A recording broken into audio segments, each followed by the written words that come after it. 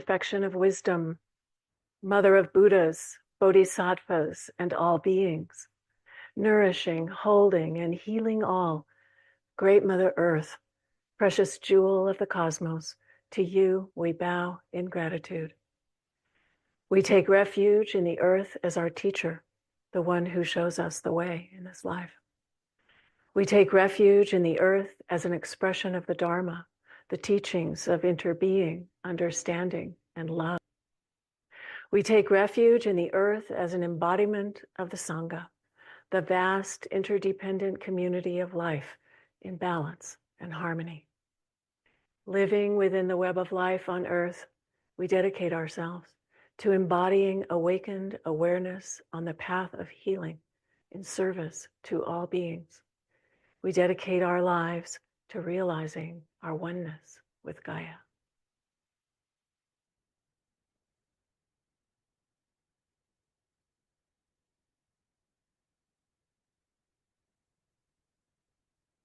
So let's do that, shall we? Those verses came to me a few years ago in the process of writing my book. Can you hear me okay? Yeah. All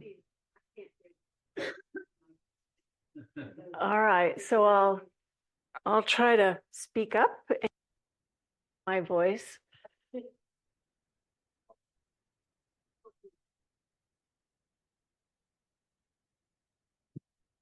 Yeah, those, just to say that those verses are, of course, the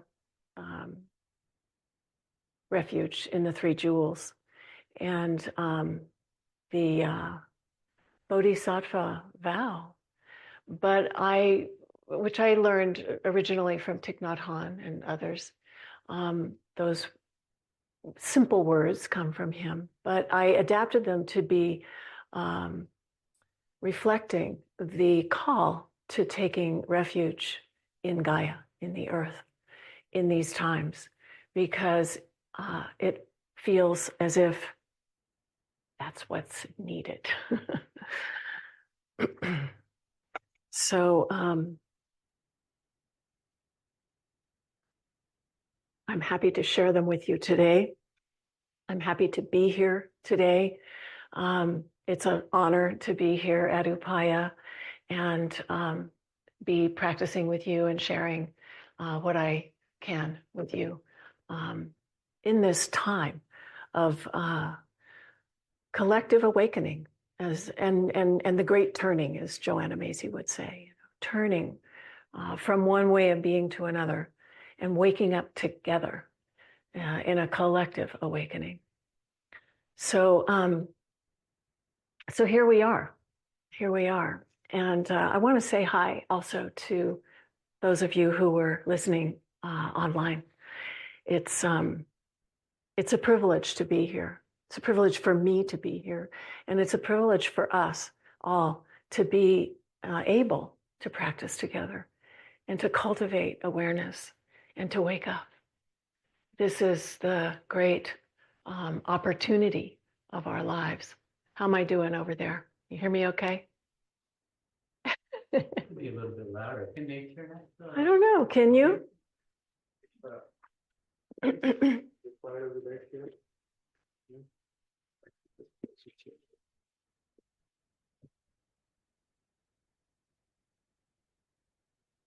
Taking a breath.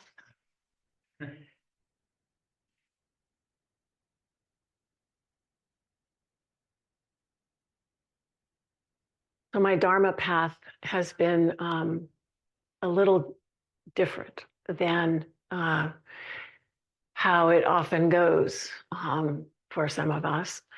I started in the Zen tradition. My root teacher, I would say, is Thich Nhat Hanh, although I was practicing in the San Francisco Bay Area before I met Thai. And I always had an interest in the Tibetan tradition as well. And so eventually I found my way onto that Vajrayana path, studying with a number of great teachers in the last, over the last period of time. But I always felt this call to the earth, And in 1990, I had the chance to go to Nepal and meet a 106-year-old Lama living in a cave in a remote part of the mountains, way up high near the Everest region, in the Everest region. And I realized as I was walking up the path that I had the chance to meet the old, proverbial old wise man in the cave, and that I ought to make the most of it and ask him a really good question. So I'm going to read to you a little bit from the book and hopefully inspire you to want to read the book yourself. There's a lot in it and many threads that are woven through this book, because I had to reckon with a lot in accepting the assignment that I was given, which was, I think I'll read you a little bit and then talk about it again. How's everybody doing? Okay. So it starts off that I'm on the path, walking up the steep stones of the high Himalayas. The path climbs and climbs, and I wonder as I stumble along, what am I doing? At home in Santa Fe, New Mexico, my life has recently fallen apart. This is back in 1990. My marriage has ended. I feel lost and confused. And here on this path halfway around the world, I'm trying to find the way. Luckily, my traveling companions know where to go. As I say, it's 1990, and they're taking me to a hermitage of a 106-year-old Buddhist Lama who lives in a cave at 13,000 feet in a faraway corner of Nepal.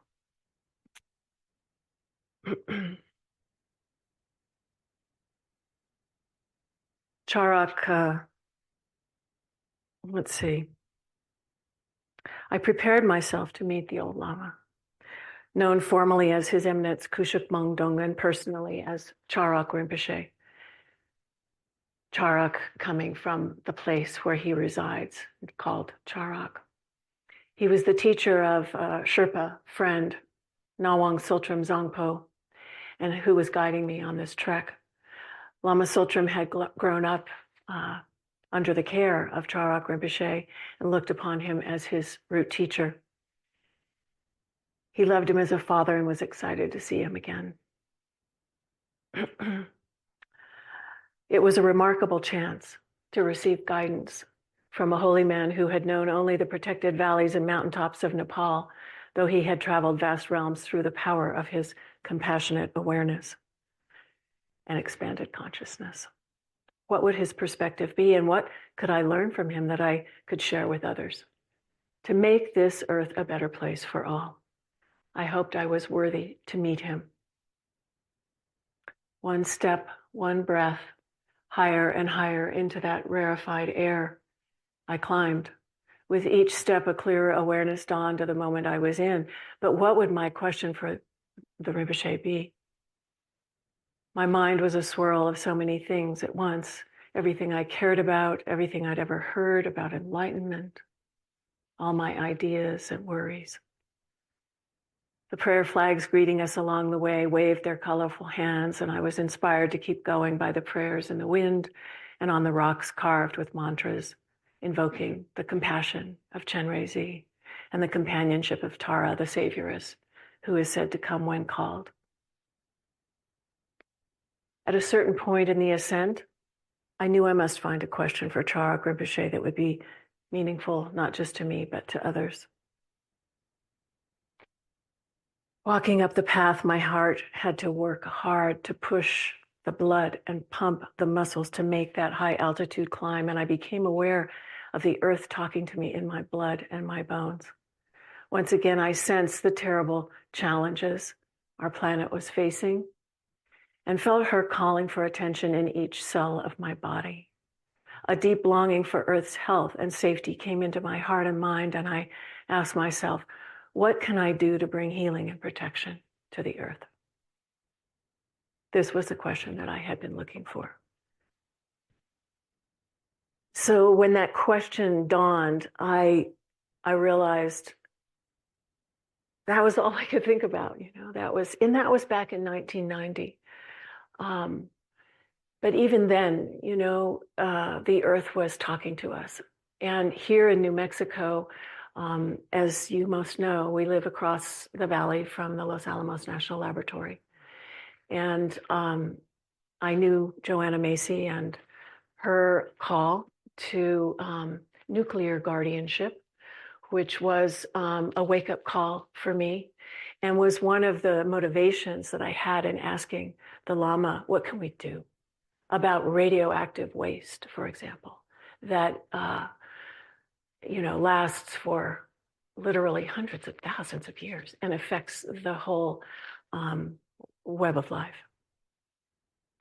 And so there was that, and there was all the other things that we could name. And nowadays we can name even more. But I was kind of consumed by the question and, what would he say? What would he instruct us to do? How would he respond to that question? Here was an old Lama living there, having never been anywhere else, really, in the world. But yet, when the day finally came for me to speak with him, well, the first thing that he said was, what is it like where you live? Is there anyone practicing deeply in your region, and in the rest of the world? And he said, even just one person can make a difference in the whole area where they live. And I said, well, what about the earth? What can we do to bring healing and protection to the earth? He said, well, and he looked at me, and he was a very old Lama, but he didn't miss a beat. And he said, you need to get these earth treasure vases, and you need to put them in the ground, and they will do that work. My rational mind thought, really? How's a little clay pot filled with prayers and symbolic offerings going to affect the kinds of change that we are needing in the world? But the other part of me thought, okay, where can I get some?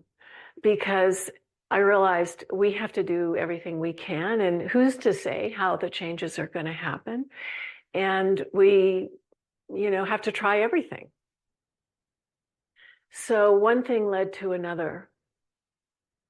And I was told to go further up the mountain to another monastery where the monks would make the treasure vases. And we were greeted by the lovely abbot of that monastery. And he said, oh, yes, how many do you want? And I said, oh my God, I don't know, like 25,000. It's like every corner of the earth needs one. And I said, I don't know, 25. Kind of makes me cry today. He said, oh, yes. And I started talking to him about the need in the world and things like radioactive waste and climate change and all the things that are going on as the web of life unravels before our very eyes. And he walked away and he went back into his room and he brought out a lot of the relics and the sacred substances that the Tibetans collect, like the Catholics do, a lot of precious medicine. And he said that they would mix a lot of this into the clay of the pots and consecrate them and then give them to us to fill and seal and bury in the earth in places where they were being called for. And so in a nutshell, that's the practice. The vases were crafted. They didn't want them to be filled in Nepal in the traditional way by the lamas because they would have to travel across the world to get here. And once they're filled, they're sealed and they're never to be opened. So they told me to just put them in the ground, they'll do the work. Again, my mind was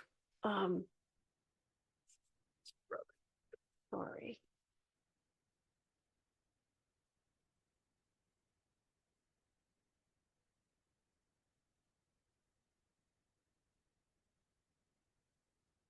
My mind was kind of caught up by the thought that it would be that easy. And so when I got them, I put them in the closet and tried to forget about them and went about my own Dharma practice for a good while. And for most of the next decade, that's what I was doing, was really cultivating my own practice and honing my own vessel. But I started to hear, and many of us started to hear the calls, the summons from the earth. And here in New Mexico, we had forest fires over in the Jemez Mountains, as you may recall, coming very close to the Los Alamos National Laboratory, and all kinds of other things, as you also know, started to talk to us louder and louder. And so we began to pull them out and had to, in a sense, figure out how to make the practice our own, because the lamas really kept saying things to me like, oh, well, this is sort of a side practice. You really should be doing this. This is, like kind of, haha, you're still doing that. And lots of people had that response. It has taken 30 plus years to distribute all of these treasure vases, which have grown in number from the original 30 that I received to another 40 came later. And then we crafted another 30 ourselves with the help of Mary Naranjo at Santa Clara Pueblo. And so all told, there's close to 100, many of which have been planted all over the world, and some of which are still in process. So that's how it began. And we started, I'm just ending up telling you what's in here because I'm enjoying talking with you. And you can read about it. There's so many stories in here because I went all over the planet and others joined me in the practice of taking these little clay pots all over the world and making relations with elders because we realized that we had to do that, to make the proper relationship to the land that we were going into, never assuming that we had some answer or that this would necessarily be wanted or accepted by the indigenous peoples who we met and visited. They went into some really rough places because the world is calling out in very challenging ways. So my own practice has been to, as Thich Nhat Hanh would say, not close my eyes before suffering.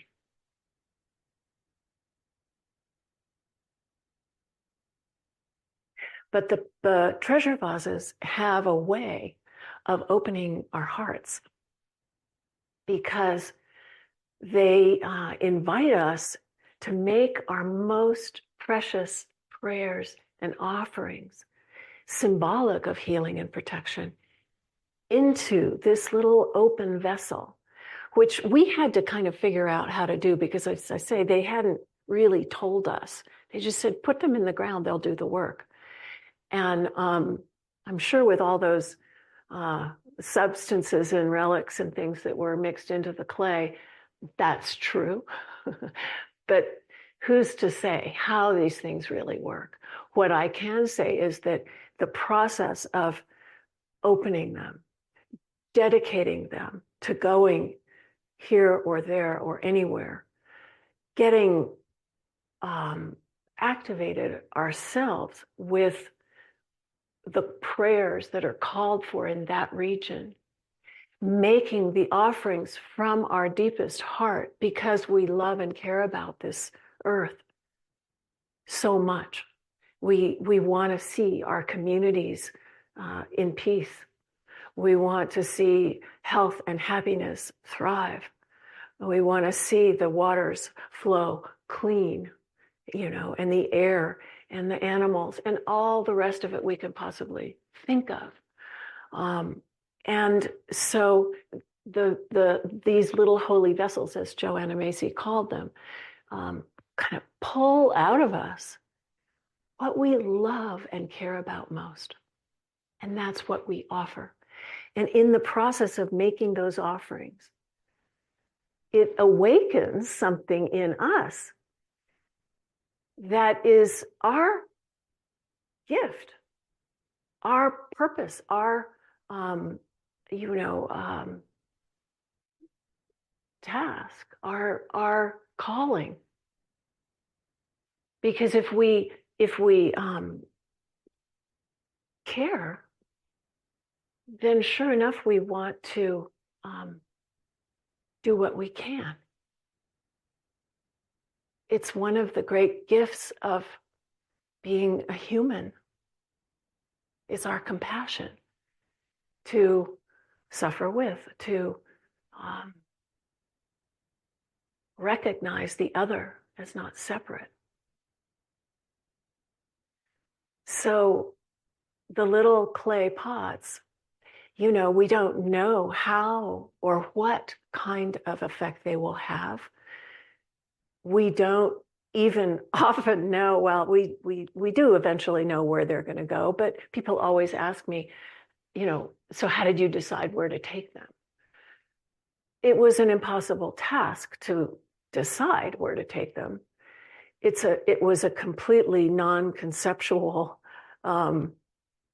opportunity to open to something so much larger than ourselves, to consider where they need to go, and also to respond spontaneously, to respond from our hearts to the call that was coming to us. Where do you think of when you imagine taking one of these somewhere? What places do you love? Do you want to see protected and healed? How would you imagine doing that? And that's what we pour into these little pots, and then we plant them like a seed in the ground. And then we watch what happens.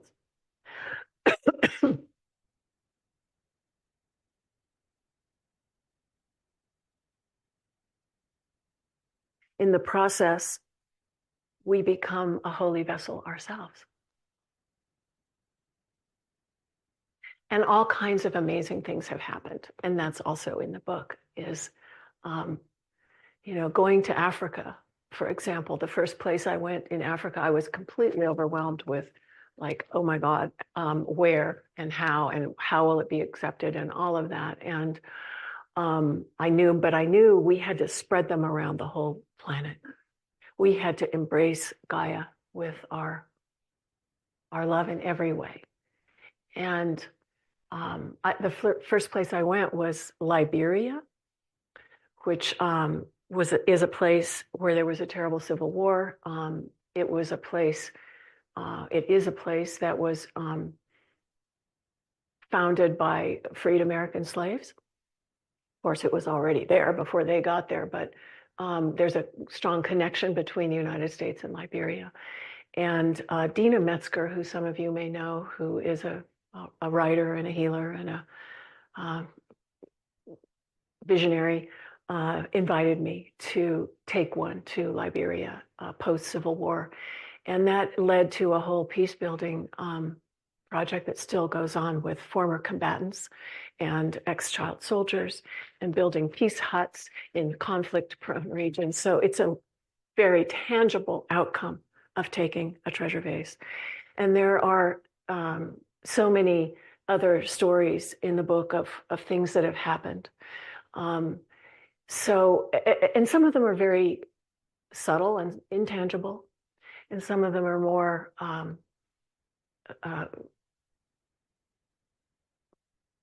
powerfully tangible. But the point is that this practice has awakened us to a relationship with the earth. And as I have carried out the practice, I have had to really look deeply and reckon with so many parts of my own life that needed healing and transformation. And I know that's what happens, or should happen, when we take our seat and look inside and start to take up the path of awakening and transformation, is our lives begin to really change. And so,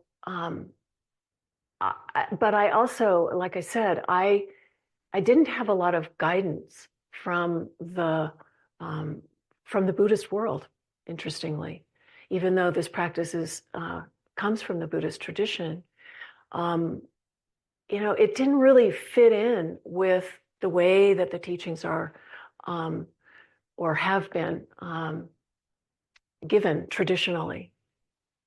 And I was really hungering for a source of refuge that was reliable, because as we know, there's a lot of abuse inside of many of the lineages of Buddhism, as well as, of course, many other systems in our world, political systems, other spiritual traditions, etc.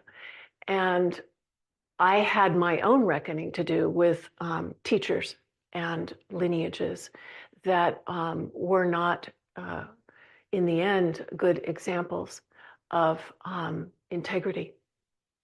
And that was really a hard part of the journey, as well as abuse, the abuses, as in my own family. Many of us have suffered abuse, and it's sort of rampant in the world. And so finding one's way is often pretty challenging. Do you know what I'm talking about? Yeah. So I was hungering for a source of refuge. The gurus weren't really giving it to me, even though I have tremendous appreciation and respect for the teachers that I've had. Some incredibly wonderful, precious teachers. But as the path of healing for the earth was unfolding, I realized that the path of the Dharma, the way the Dharma is being transmitted, needs to transform as well, in order to be to answer to the times.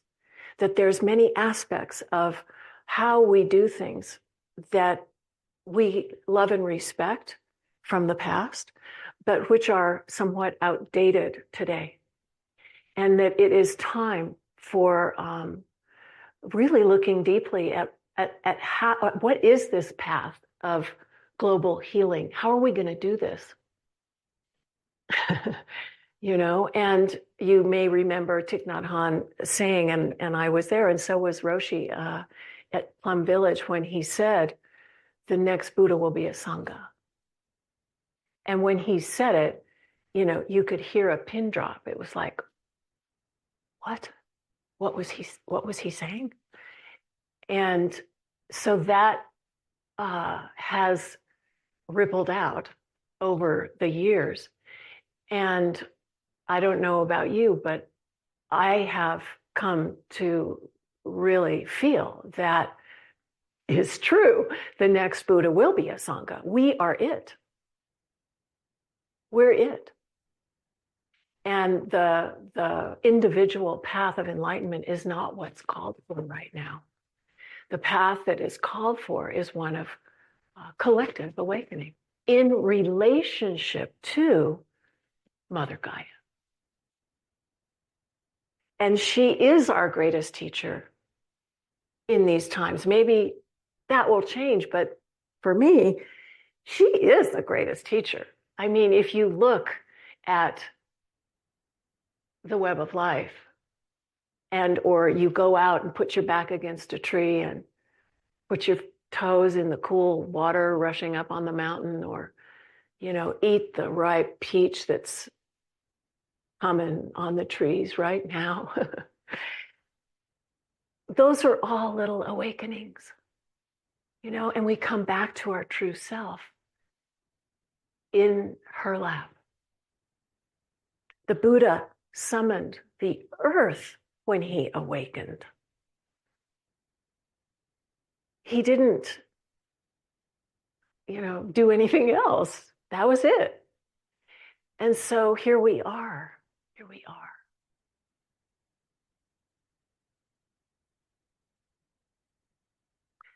The earth is such a great teacher, the great awakener of these times. The earth is an embodiment of all those teachings, as we recited in the beginning, of all the teachings of interconnection, interbeing, all of it. It's impermanence. Name one, anyone, they're all there. And the Sangha, the community. So we can take refuge in her and recognize that we are interdependent. We are not separate from Gaia. Therefore, we're not separate from each other either, or the trees, or the animals, or the flowers, or, the waters, the people in Gaza.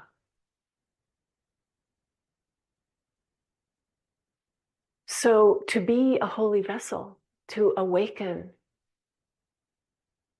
to our this great opportunity that we've been given in this time, like again, Joanna would say, what a great opportunity it is to be alive at this time, as difficult as it is and as despairing as we may find ourselves from time to time.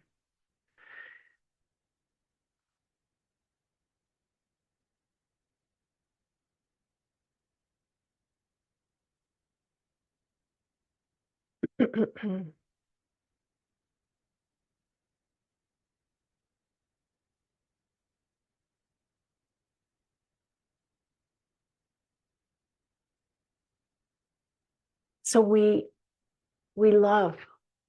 We love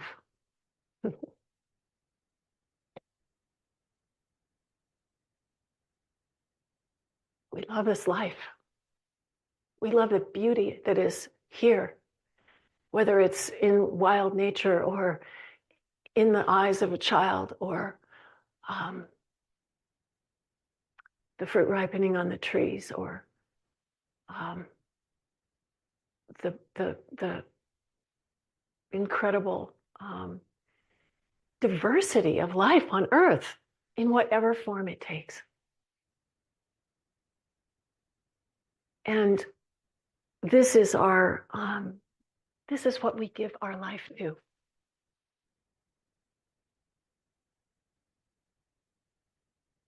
It's not about me anymore. It's not about the me and you, or you, I mean, we got to take care of those little parts of ourselves as we make our way. But this awakening, this transformation, this healing that these times are calling for, is about getting out of our own way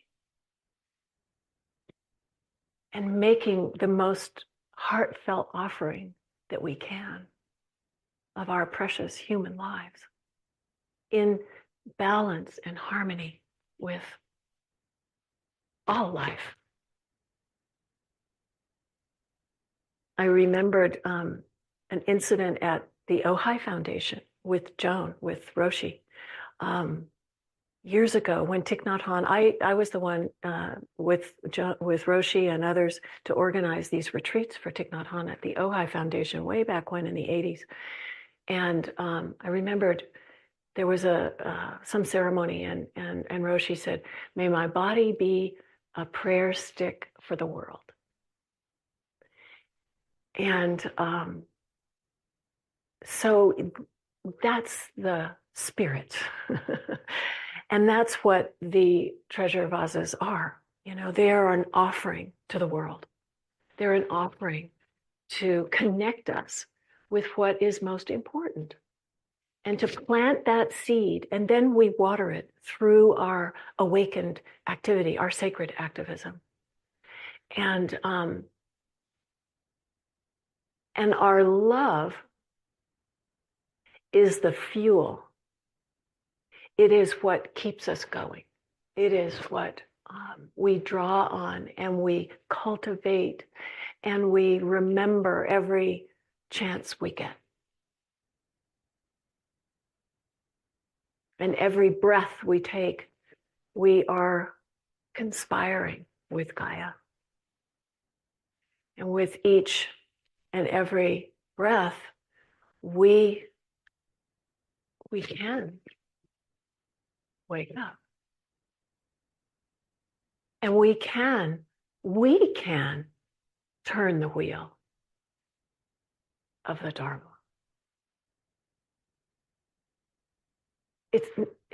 Nobody else is going to do it for us. It's up to us. So let's do that, shall we? There's a beautiful poem I want to close with. There's all this too. And I'm surprised I didn't read more to you, but this has been wonderful to share in this way. And here's the poem. It's by a woman named Susa Silva Marie.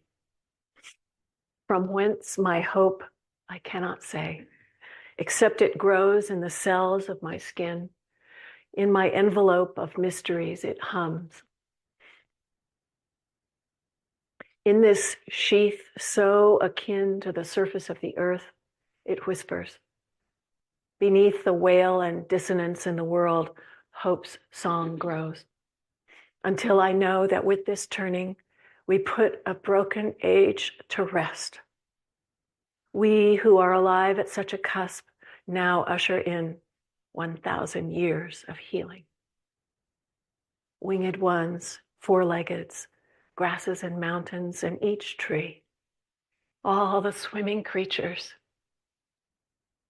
even we wary two-leggeds, hum and call and create the changing song. We remake all our relations. We convert our minds to the earth. In this turning time, we finally learn to chime and blend, attune our voices, sing the vision of the great magic we move within. We begin the new habit of getting up glad for 1,000 years of healing.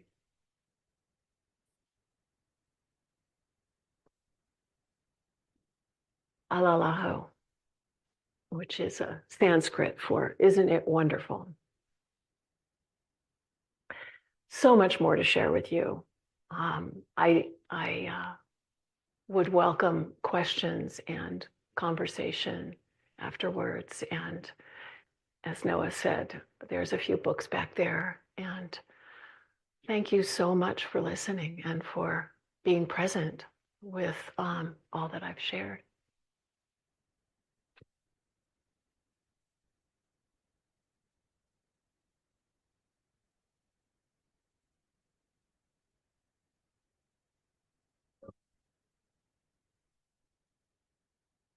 Creations are numberless.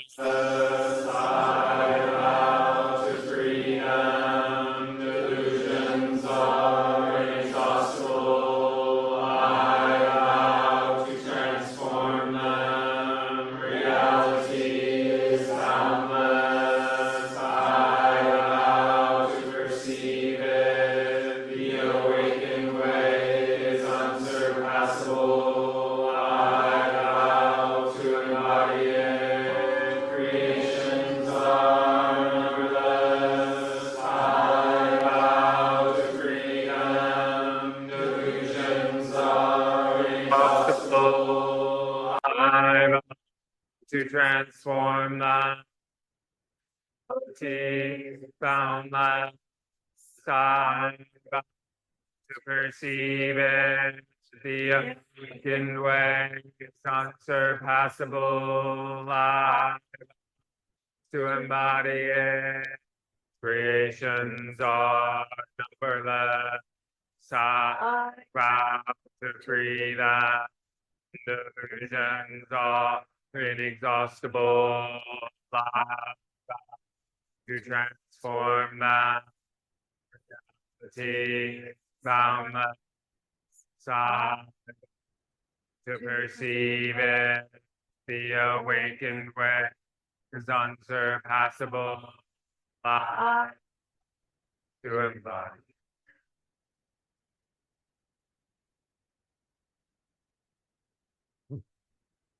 Thank you so much, Cynthia, for sharing your beautiful work, your life's work with us. And do you have a number of how many more vases you'd like to put out there?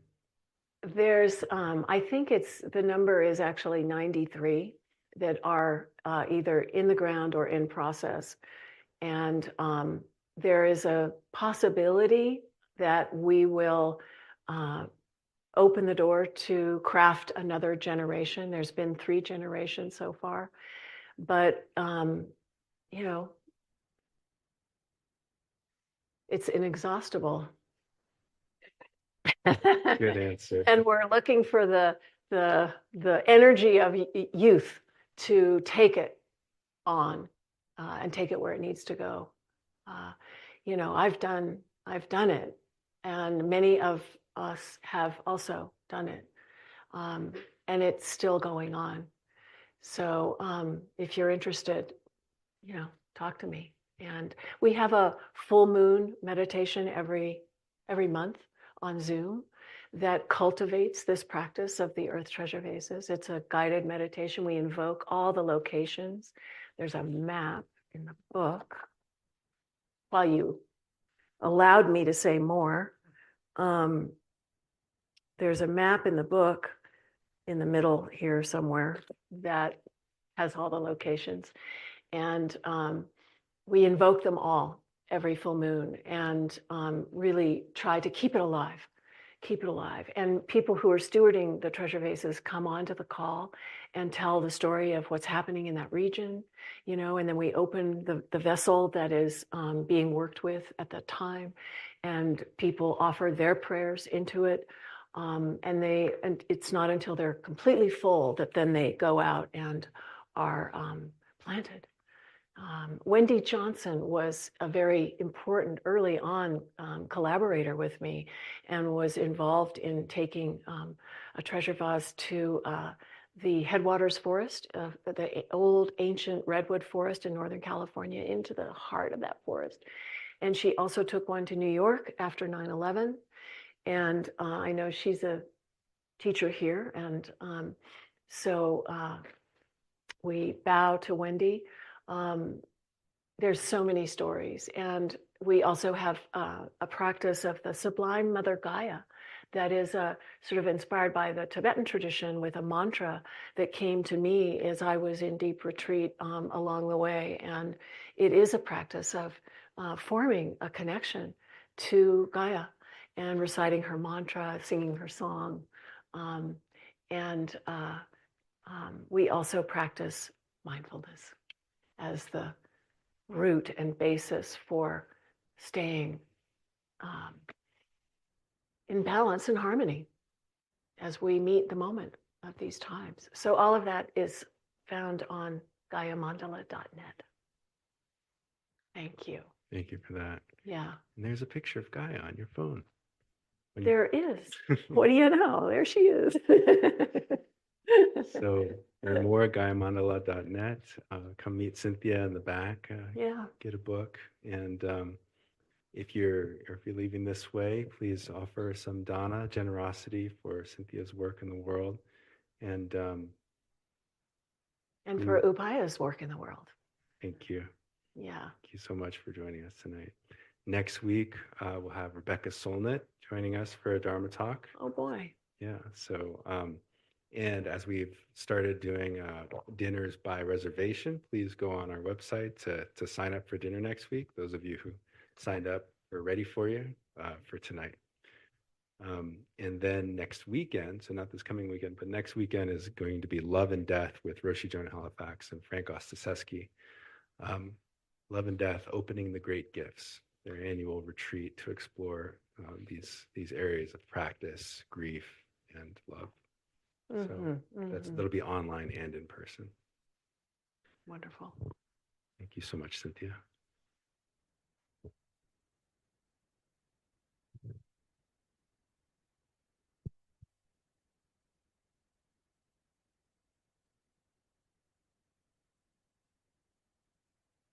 Face this way.